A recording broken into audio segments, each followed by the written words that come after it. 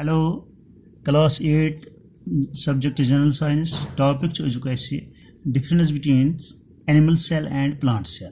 Animal cell क्या गई ते plant cell क्या गई. गोटे वनो ते रात गोटे cell क्या गो. Cell हसे it is a structural and functional unit of life. Cell हसे का structural या functional काम करने unit छासा तच वना cell. But we छूट difference between animal cell and plant cell. Animal cell गई cell. Animal cells are generally small in size. Yem animal maz yem cells cha asa, tam hasa cha asa sizes maz versatile small lakut cha asa. Plant cells are generally large than animal cells. Yem plant cells cha asa, plants maz yem cell mawjood cha asa, am hasa cha asa animal cell khota by cell. Animal cell. Only cell membrane is present around the cell.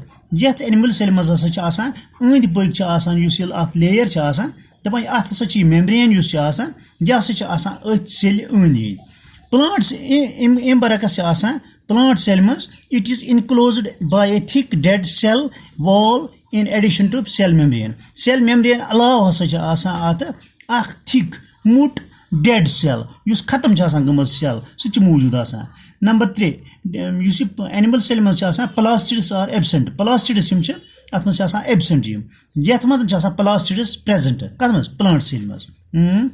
Vacuoles are many but small in size. Vacuoles yet maz asa variyah tedad. Magar taman has ya cha asa tihas tedad cha asa sata kam. Small tihas tedad cha asa sata small lakit. Yet nucleus is often pushed to the outside of spiral cytoplasm by central vacuole containing cell sap.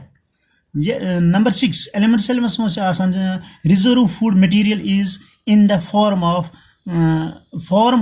glycogen. Yet glycogen ki surtas guza mawjood.